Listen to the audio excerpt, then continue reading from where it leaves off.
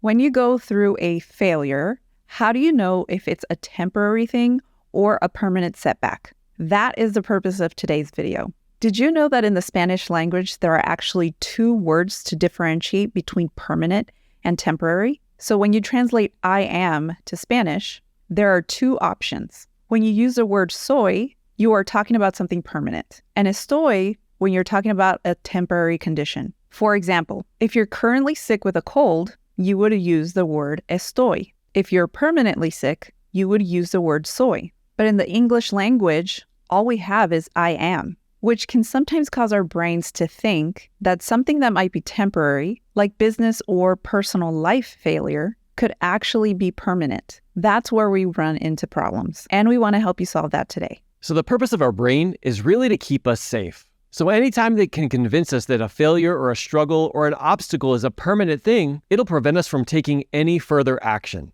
Because it knows that if it stays comfortable in the past, then that means that you'll be safe in the future. The only problem with that is that you can't do anything new you've never done before, which means you'll never be able to get anything you've never had before. Let me give you some examples. Now let's say you're giving a business presentation and no one buys into your program or your product. Now your brain can instantly start to give you different stories about what that would mean. These are things like, I'm just not good at selling.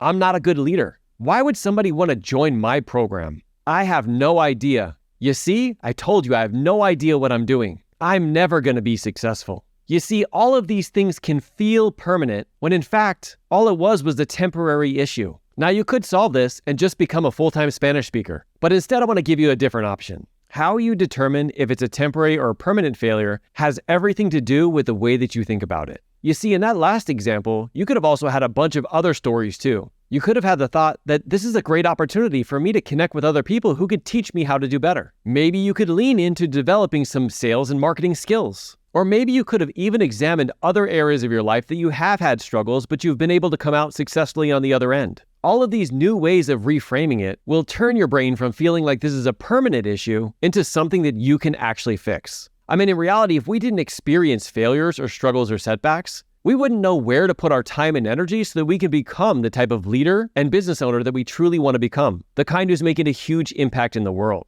And so to bring this around full circle, the only way you can tell if it's a temporary or permanent failure is based on the way that you frame it. Now you might get to this point of the video, and what are some of the other ways that our brains can trick us into business self-sabotage? Don't worry, we got you covered. Tap the screen and watch this next video. This is a recent workshop that Teresa and I did to talk about and tackle the top 10 business saboteurs. And let me just say, thank you so much for being the leader we need now more than ever. Being willing to lean into those failures, into those struggles, even the ones that try and convince you that they're permanent, and seeing that they're only trying to teach us something new. We appreciate you for what you do out there every single day, and keep leading from the front, leaders.